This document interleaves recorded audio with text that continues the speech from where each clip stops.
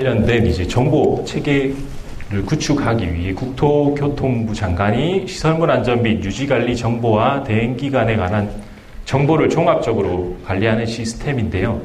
쉽게 말해서 시설물 안전법 대상 1, 2, 3종 시설물을 좀 더 안전하게 관리하기 위해 만들어진 시스템이라고 보시면 됩니다. 그리고 사람이 태어나서 출생신고를 하고 또 주기적으로 검진을 받고 그래서 좀 더 건강하고 오래 살기 위해 노력하듯이 시설물도 마찬가지거든요. 시설물들도 이제 1, 2종 시설물 같은 경우에는 처음에 이제 등록, 준공되면서 시스템에 등록하고 3종은 지정고시 되면 등록하도록 이제 법으로 되어 있는데 그렇게 등록을 해서 좀 더 안전하게 관리하고 주기적으로 점검도 하고 필요하면 보수 보강도 해서 공용 연수를 늘려가는 거죠. 튼튼하고 오래 사용하도록 그렇게 하기 위해서 이제 법령이 정해진 거고 그 법에 따라서 이런 법적 의무 사항들을 제출하는 게 이제 시스템으로 보시면 됩니다. 관련 법령과 운영 근거는 밑에 참고하시면 되고요. FMS 구축 배경에 대해서 말씀드리면 예전에 이제 정보들을 종이문서로 관리를 하다 보니까 관리 체계가 불명확하죠. 누가 이거 제출했는지 언제 제출했는지 이런 것들도 다 알 수가 없다 보니까 그리고 정보 가공 이게 종이문서로 돼 있으면 가공해서 공유하는 데 한계가 있습니다. 그래서 시스템을 통해 이런 정보들을 구축을 했고요. 그래 2003년도에 시스템을 만들어서 불투명한 업무 절차를 좀 개선하고 그리고 정보 가공을 해서 이런 비정형 데이터들을 정형 데이터로 만들어서 제공하는 그러기 위해서 이제 시설물 통합 정보 관리 시스템이 구축되었다고 보시면 됩니다. 보시는 화면은 왼쪽 부분 같은 경우에는 지금 22년 12월 말 기준으로 시설물별로 종별로 이렇게 관리하고 있는 시설물 현황이고요. 보시면 건축물 같은 경우에는 상당수 대부분을 차지하고 있죠. 60% 이상을 차지하고 있고 건축물 중에서도 대부분이 이제 공동주택으로 관리가 되고 있습니다. 공동주택은 경기도와 서울에 대부분 다 집중이 되어 있고요. 그래서 보시면 이종 시설물이 16만 개소 중 10만 개가 이종이고요. 그 중에서도 이제 건축물이 대부분을 차지하고 있습니다. 밑에 보시는 그래프 같은 경우에는 5개년치 이제 시설물의 증감을 나타내는 거고요. 매년 한 6천 개소 정도 증가하고 있다고 보시면 됩니다. 이런 시설물 관리해야 되는 시설물들이 증가하다 보니까 이런 시설물들을 점검 진단하는 업체들도 당연히 늘어나게 되겠죠. 그래서 현재 22년 12월 말 기준으로 안전진단 전문기관은 1,300개소 그리고 유지관리 업체는 1,800개소 정도 되고요. 이것도 매년 300개소 증가하고 있습니다. 그래서 앞으로도 더 시장이 커질 예정이고요. 그리고 시스템에서 관리하는 시설물 현황인데요. 22년 12월 말 기준 자료고요. 보시면 아까 말씀드렸던 이종 시설물이 60% 이상을 차지하는 것을 볼 수 있습니다. 그래서 안전 등급별로 보게 되면 양호한 등급, B등급 이상이 대부분을 차지하고 있고요. 70% 이상 대부분을 차지하고 있습니다. 그리고 사용 연수별로 보게 되면 여기 보시는 시설물별로 사용 연수 비중을 그래프로 나타낸 건데요. 여기 이제 연두색으로 된 부분이 30년 이상, 보통은 노후화되었다라고 하면 이제 30년 이상으로 보고 있는데 댐 시설물에서 30년 이상 된 시설물, 노후화된 시설물들이 많고요. 그리고 기타 시설물에 보게 되면 기타 시설물에도 저수지 이런 관리하는 저수지로 관리한 시설물들이 상당히 오래된 시설물들이 많죠. 그래서 준공 30년 이상 된 노후 시설물 비율은 16만 개소 중에 3만 개소 16.9% 정도 되고요. 앞으로 더 증가하죠. 5년, 10년, 20년. 20년에는 시설물이 보면 70% 넘게 30년 이상 노후화된 시설물을 관리해야 되다 보니까 우선적으로 이제 보수 보강 나중에도 이제 강의를 하실 텐데 우선적으로 한정된 예산으로 우선적으로 보수 보강을 해서 공용 연수를 또 시설물의 공용 연수를 늘려서 좀 더 튼튼하고 오래 사용하도록 그렇게 해야 될 관리 주체의 의무가 있고요. 그리고 개요는 여기까지 하고 이제 사용법에 대해서 주요 사용법에 대해서 말씀드리겠습니다. 첫 번째 회원가입을 이제 말씀드리기 전에 저희 홈페이지 첫 화면이고요.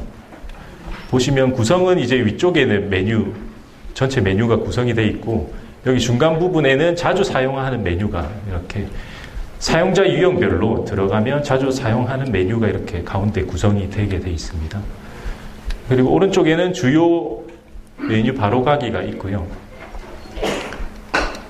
그래서 보시면 이용 안내를 보시면 저희가 예를 들어 사용을 하시다가 모르는 부분이 있으면 이쪽 Q&A, FAQ에 질의를 하시면 저희가 바로바로 응답을 드리고 있고요. 그것 외에도 이제 전체적인 매뉴얼을 저희가 보실 수 있도록 동영상이랑 PDF 파일로 이렇게 올려놨습니다. 이것 외에도 유튜브로 들어가시면 시설물 통합 정보관리 시스템이라고 치시면 여기에 들어있는 동영상 매뉴얼을 쉽게 따라 하실 수 있도록 그렇게 저희가 업로드 돼 있고 그 부분 참고하시면 될 것 같고요. 그래서 본격적으로 이제 주요 메뉴에 대한 사용법을 말씀드리면 회원가입 이제 제일 처음에 이제 접하는 게 회원가입인데 회원가입 같은 경우에는 아이디 유형을 선택해서 가입하도록 되어 있습니다. 여기 보시면 이제 파란색으로 된 부분이 주로 사용하는 사용자들이고요. 그리고 절차는 말씀드리면 일단 접속을 해서 약관 동의하고 본인 인증 거친 후에 사용자 유형 선택하고 아이디랑 비밀번호 생성한 다음에 가장 중요한 부분이 이제 여기 개인정보 입력할 때 보면 이제 등록 시 이름, 생년월일로 기술자 등록이랑 이제 매칭을 시켜서 정보를 가져오기 때문에 등록하실 때 올바르게 입력해야지 그렇지 않으시면 나중에 이제 아이디가 꼬이는 상황이 발생할 수가 있죠. 관리 주체로 가입했는데 이제 기술자로 등록을 하면은 이제 중복되면 또 가입이 안 되거든요. 그래서 가입하실 때 개인정보는 올바르게 입력해 주시기 부탁드리겠고요. 그래서 회원가입 화면이고요. 회원가입 클릭하시면 이렇게 본인 인증 절차를 거치게 되어 있습니다. 그리고 사용자 유형을 선택을 하게 되어 있고요. 사용자 유형 상세 정보를 또 입력하는데 아까 말씀드렸던 여기 별표 부분 사용자 정보는 반드시 본인 생년월일이랑 휴대폰 번호를 가입하실 때 제대로 입력하셔야 되고 그리고 가입 요청하면 저희 관리원이 승인하도록 그렇게 되어 있습니다. 그리고 주의해야 될 사항이 이제 아이디는 개인정보가 입력된 그런 개인 계정이므로 돌려 쓰시면 안 됩니다. 예를 들면 관리 주체로 가입했다가 다음 이제 인사이동이 나서 다음 인수인계자가 왔을 때 아이디를 바로 건네주시는 분이 있거든요. 본인 아이디를. 그렇게 해주시면 안 되고요. 반드시 위임을 하셔야 됩니다. 본인이 대표였다면 일반 사용자로 바꾼 다음에 그 대표를 다음 인계자한테 위임을 하고 그렇게 사용자 유형을 변경을 하셔야 됩니다. 그 부분이 중요하고요. 또 하나 중요한 게 이제 사용자 정보 현행합니다. 저희 관리원에서 문자로 이제 발송되는 이런 여러 가지 안내 사항들이 FMS에 있는 그런 정보들로 발송이 되기 때문에 반드시 사용자 정보는 현행하셔야 되고 예를 들면 도래시기라든지 이런 게 다 문자로 발송이 되거든요.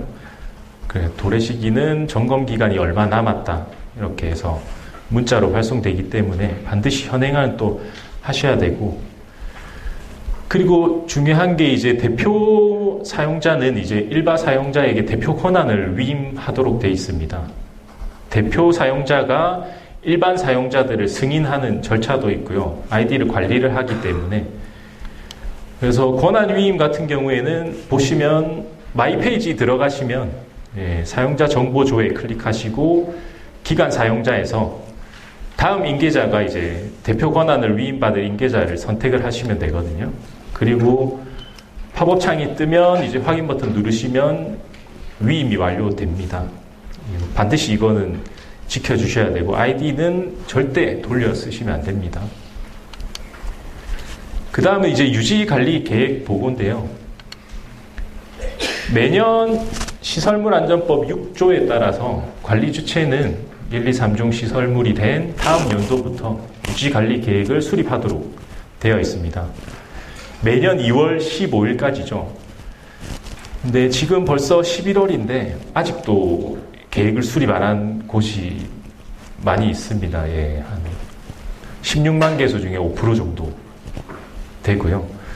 그래서 입력해야 될 내용은 여기 보시면 1번 유지관리계획 총괄 부분이랑 그리고 점검진단 계획, 언제 점검진단을 실시할 건지 반드시 1년 계획을 세우셔야 됩니다. 간혹 상반기만 세우시는 분들이 있거든요. 2월 15일에 제출하다 보니까 상반기만 제출해야지라고 해서 하반기 계획을 세우지 않는 분들이 많으신데 반드시 1년 계획을 세우셔야 되고, 그리고 D2등급 같은 경우에는 주의하셔야 될 게 법적으로 연 3회, 보통 D2등급이 아니라 다른 시설물 같은 경우에는, 다른 등급 같은 경우에는 정기점검을 연 2회만 수행하면 됩니다. 근데 이제 D2등급이 되는 순간 더 위험한 시설이라고 판단해서 더 자주 실시해야 되는 거죠. 그래서 이것도 계획에 반영을 해서 D2등급 시설물이라면 연 3회 실시한다고 계획을 세우셔야 올바르게 계획이 세워진 걸로 저희가 간주를 하고요. 그리고 보시는 화면은 유지관리 계획 보고 화면인데, 안전 및 유지관리에 들어가시면 유지관리 계획 보고가 있습니다. 거기서 총괄 부분이 있고 점검 진단 보수 보완 계획 이렇게 있는데, 화면 보시면 이제 총괄 부분인데요. 총괄 부분에서는 조직, 인원, 장비, 그리고 긴급 상황 발생 시 조치 체계, 설계 도서는 보존하고 있는지 이런 총괄적인 부분들을 입력하도록 돼 있고, 이게 다 입력이 되었다면 이제 점검 진단 연 계획을 이렇게 입력하도록 돼 있습니다. 정기 점검 상반기는 언제 실시할 건지, 그리고 예산은 또 얼마나 드는지, 자체 수행할 건지 아니면 대행으로 할 건지 이런 것들을 다 계획에 입력하게 돼 있고요. 그리고 보수보완 계획도 마찬가지입니다. 보수보완 계획이 있다면 이렇게 다 어디 부위에 어떤 공사를 할 건지 이런 것들도 다 입력을 하게 돼 있고요. 그리고 나서 승인 요청을 하시면 됩니다. 간혹 이렇게 작성만 하시고 승인 요청을 또 안 하시는 분들이 계셔서 일괄 승인 요청을 누르시면 전체적인 시설물들이 다 승인 요청이 일괄로 되고요. 그 다음은 이제 사용법 중에서 안전 취약시설물인데요. 취약시설물 같은 경우에는 등급이 A, B, C, D, E 등급 5등급으로 나누는데 그 중에 안전에 취약한 D, E 등급을 안전 취약시설물로 정의를 하고 있고요.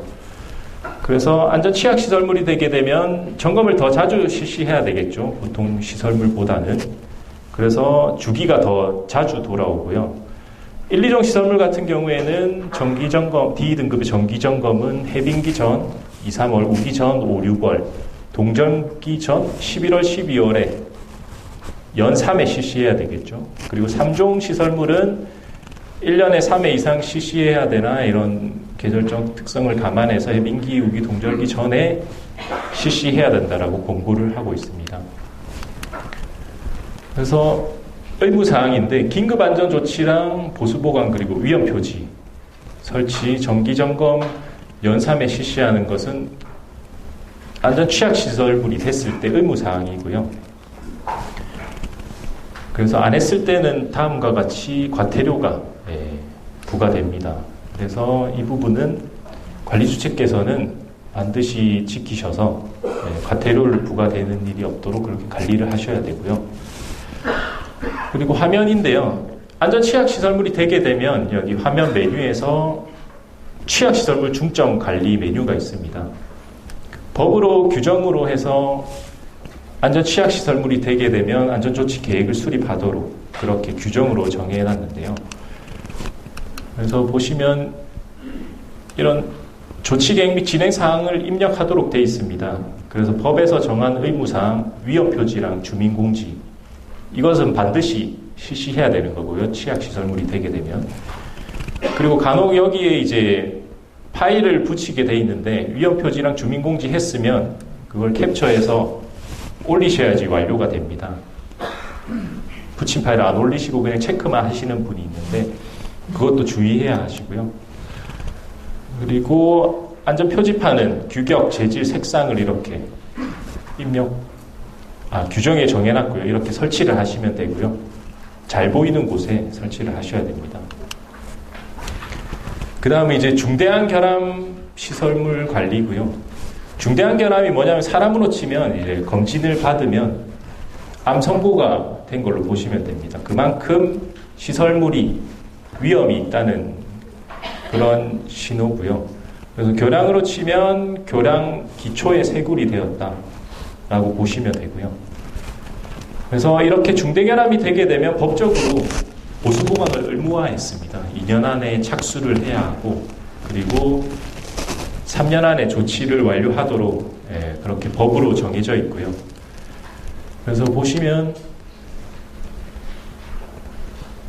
취약시설물과 마찬가지로 중대결함도 안전조치 계획을 입력하고 여기 시스템에서 관리를 하도록 되어 있습니다. 여기 중대결함 사후관리 메뉴에서 이렇게 중대결함이 발생된 시설물들은 법적으로 보수보강을 실시하도록 여기 보시면 조치 착수가 착수일이 나오죠.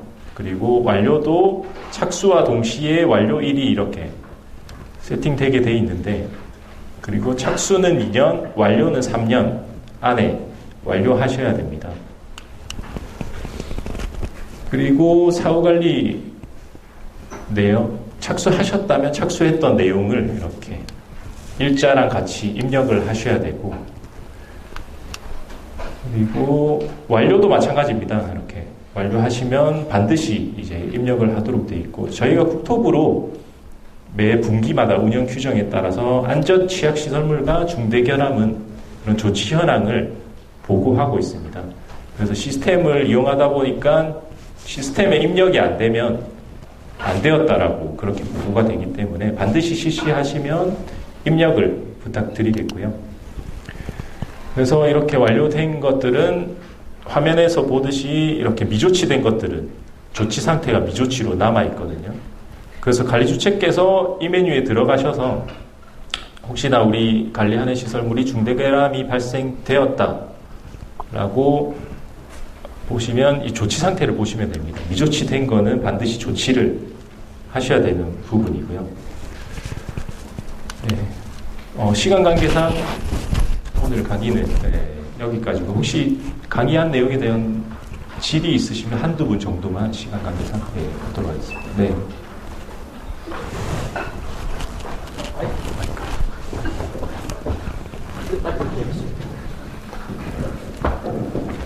접근하셔서 죄송합니다. 여기 안전진단 전문 보신 분들 많을 겁니다. 저희가 제일 문제가 되는 게 서버 문제예요. 서버가 시설물은 늘어났는데 서버는 그대로예요. 그러다 보니까 매일 다운되니까 매일 직원들이 야간 근무를 합니다. 그러니까 서버 정지설을 내게 되고요. 그 다음에 문제는 이게 우리나라 정부인데 국토안전관리원이 구글에서 나온 크롬에서만 작동되게 되어 있습니다. 네이버에서 나온 웨일도 좋은데 왜 꼭 크롬만 자용하게 안 들어놓는지 그 이유를 알고 있습니다. 답변 주시기 바랍니다. 네, 서버 증설은 저희도 고려를 하고 있고요. 크롬 같은 경우에는 저희뿐만 아니라 모든 이제 다른 공공기관들도 다 크롬을 사용하도록 이제 그렇게 되어 있고요. 인터넷 익스플로러는 없어지거든요. 네, 그래서 크롬을 사용하고요. 국토안전관리원에서 근무하고 있는 이태종이라고 합니다. 그 말씀하신 거 저희도 공감은 하고요. 서버에 대한 거는. 그래서 이제 매년 저희도 이제 뭐 예산적인 거랑 뭐 그런 문제가 있다 보니까 뭐 바로바로 좀 안 되는 건 저희도 안타깝게 생각하고요. 뭐 장래에는 이제 지금 정부에서는 그걸 하나로 묶어서 통합 관리하는 거를 추진을 하고 있습니다. 그러면 이제 그거 해서 좀 개선될 수 있을 거라고 생각이 들고, 그다음에 크롬 문제 같은 경우는 저희가 원해서 하는 건 아니고 사실은 정부에서 그게 이제 제가 아는 범위 내에서는 그 국가정보원에서 이제 보안 관련 때문에 그 인터넷 익스플로어를 지금 사용을 못하고 있습니다. 그래서 그걸 크롬으로 이제 보안성 때문에 그렇게 하는 걸로 알고 있거든요. 그래서 네이버 아이디를 로그인해야만 이게 되거든요. 네. 그러니까 네이버 웨이브는 우리나라에서 만든 프로그램이 좋잖아요. 아, 네.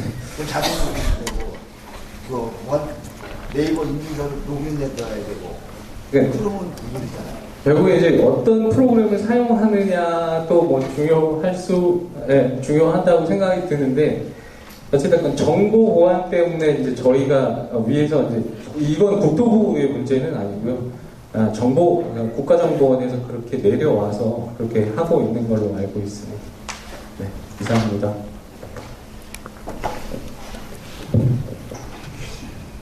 네, 이어서 정기안전점검 결과보고서 작성 매뉴얼 및 제출 방법에 대하여 국토안전관리원 설상현 과장님께서 발표해 주시겠습니다. 안녕하십니까. 정기안전점검 결과보고서 및 제출 방법에 대해서 교육을 진행하게 될 설상영입니다. 우선 그 교육에 앞서서 올 상반기에 그 자체 정기안전점검 보고서 제출과 관련해서 혼선을 좀 드린 점에 대해서 사과의 말씀을 먼저 좀 드리겠고요. 자체 정기안전점검 보고서는 이제 18년에 시설물 안전법이 이제 전면 개정됨에 따라서 이제 보고서로 제출이 됐어야 하는데요. 관행적으로 이제 체크리스트 등 이제 간소화된 형태로 현재까지 제출이 되고 있고, 최근 뭐 정자교를 비롯한 여러 가지 시설물 사고가 발생됨에 따라서 정기안전 점검의 중요성이 높아지고 정부의 그 안전 관리 의지를 담아서 법령에서 정하고 있는 보고서 형태로 이제 그 점검 결과를 제출받고자 하고 있는데요. 이에 따라서 앞으로 이제 많은 협조를 좀 부탁드리겠습니다. 이와 관련해서 관련해서는 보고서 작성의 편의를 위해서 보고서 자동 생성 기능을 마련하고 지금 일부 문제점을 보완하기 위해 시스템을 좀 개선을 하고 있는데요.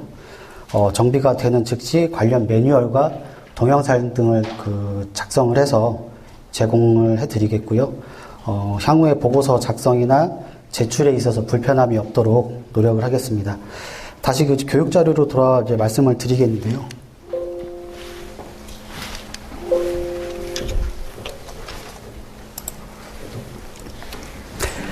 목차입니다. 이제 보시는 바와 같이 첫 번째 관련 법령에 대해서 간단히 살펴보도록 하겠고요. 두 번째는 결과 보고서 작성 방법인데, 최근 공유된 서식에 대해서 간단하게 소개해 드리는 시간을 갖겠습니다. 그리고 마지막으로 결과 보고서의 제출 방법, 즉 유지관리 실적의 제출과 수정 방법에 대해서 간단하게 좀 설명을 드리도록 하겠습니다. 첫 번째로 이제 관련된 법령인데요. 시설물 안전법에서 정기안전점검에 대해 명시된 내용에 대해서 간단히 살펴보겠습니다. 법 제17조 및 시행령 13조에 따라서 안전점검 및 정밀안전 진단을 이제 실시한 자는 보고서를 점검을 완료한 날로부터 30일 이내에 관리주체에 이제 제출을 해주셔야 되는 부분이고요. 관리주체가 아닌 취합기관으로 이제 제출을 해주셔야 되는 거고요. 취합기관에서는 통보받은 날로부터 15일 이내에 FMS에서 내용을 확인하시고 국토부 장관에게 제출을 해야 되는 절차가 있습니다. 여기서 이제 중요한 것은 이제 다들 알고 계신 부분이겠지만, 점검이 완료된 날로부터 30일 이내에 이제 보고서를 제출해 주셔야 되는 건데요. 30일 이후에 이제 제출을 하게 되시면 지연 제출에 해당하게 되셔서 벌칙 조항에 따라서 이제 페널티가 있을 수가 있으니까요. 이 점은 유의해 주시면 되겠습니다. 다음으로 이제 결과 보고서를 작성하는 데에는 이제 법령에서 그 보고서에 포함되어야 될 사항들을 명시를 하고 있는데, 보시는 표와 같이 시행령과 각 지침에 따라서 그 내용을 규정을 하고 있습니다. 시행령 같은 경우에는 시설물의 이제 개요, 자료 수집 및 분석, 외관 조사, 종합 결론 등을 이제 요구를 하고 있고요. 각 지침에서는 이와 더불어 결과표, 위치도, 정기점검표, 시설물 관리대장 사본 등을 보고서에 첨부하게끔 되어 있습니다. 그러면 이제 보고서를 어떻게 작성해야 되는지, 어느 정도의 수준으로 작성해야 되는지 이제 궁금증이 많이 이제 있으실 건데요. 지난 10월 6일 날 이제 아래와 같이 FMS를 통해서 법령에서 요구하는 항목들을 기반으로 하는 보고서 서식을 이제 공지를 했고, 국토부를 통해서 공문이 10월 12일 날 이제 시행이 됐습니다. 그래서 각 지자체를 통해서든 그 공문은 받아 보셨으리라 생각이 드는데요. 그 공지된 내용과 공문의 내용을 좀 요약을 해보자고 하면 이 오른쪽과 같이 5가지로 조금 축약할 수 있겠는데요. 첫 번째는 법령에 따라서 이제 자체 안전 점검을 실시하는 경우에도 체크리스트나 간소한 방법이 아닌 결과 보고서 형태로 이제 제출을 해주셔야 된다는 거고요. 두 번째로는 결과 보고서에 대한 제반 여건 마련을 위해서 올 하반기까지는 기존과 같은 형태로 제출해 주셔도 무방하다. 그리고 세 번째, 내년도 상반기부터는 체크리스트만을 결과 보고서로 대체 제출하는 경우에는 검수를 통해서 반려가 될 예정이다. 네 번째, 추후 제반 여건 마련 시 이제 문자로 안내 문자를 발송할 계획이고요. 이에 따라서 사용자 정보 현행화가 필요하다. 그리고 마지막으로 결과보고서 작성 편의 지원을 위해서 FMS상의 시설물별 보고서 작성을 지원하는 기능을 배포할 예정이다. 이렇게 5가지로 좀 축약을 할 수 있겠습니다. 보고서 서식 같은 경우에는 이제 공지사항 부침 2에 지금 저희가 업로드 해놓은 상태고요. 다운받아서 사용하시면 되실 것 같고, 보고서 제출 관련한 매뉴얼도 부침 3번에 저희가 업로드 해놨기 때문에 필요하신 경우에는 다운받아서 활용하시면 되겠습니다. 서식에 대해 말씀드리기 앞서서 한 가지 더 추가 말씀을 드린다고 하면은, 향후 보고서를 이제 작성하는 방법에는 이제 2가지가 있겠는데요. 첫 번째는 보시는 바와 같이 이제 서식에 따라서 작성을 하고 그 보고서를 제출해 주시는 방법과, 서두에 말씀드린 바와 같이 이제 자동 생성 기능을 이용해서 제출해 주시는 방법이 되겠는데요. 현재까지는 이제 시스템이 개선이 이제 완료되지 않아서 보고서 서식에 따라서 보고서를 작성하고 제출하는 방법에 대해서 안내해 드리도록 하겠습니다. 보고서 서식 같은 경우에는 이제 그 법령에서 요구하는 항목이 충족된다고 하시면 수정도 가능하시고, 기존에 이제 사용하시던 보고서 양식도 사용이 가능하신데요. 그럴 경우에는 지침에서 요구하는 정기안전점검 결과표는 추가적으로 조금 작성을 해주셔야 되는 부분이고요. 저희가 검수를 진행하는 데 있어서 활용이 되는 부분이기 때문에 결과표는 꼭 작성을 해주시면 되겠습니다. 그러면은 서식을 보면서 간단하게 좀 다시 설명을 드리겠는데요.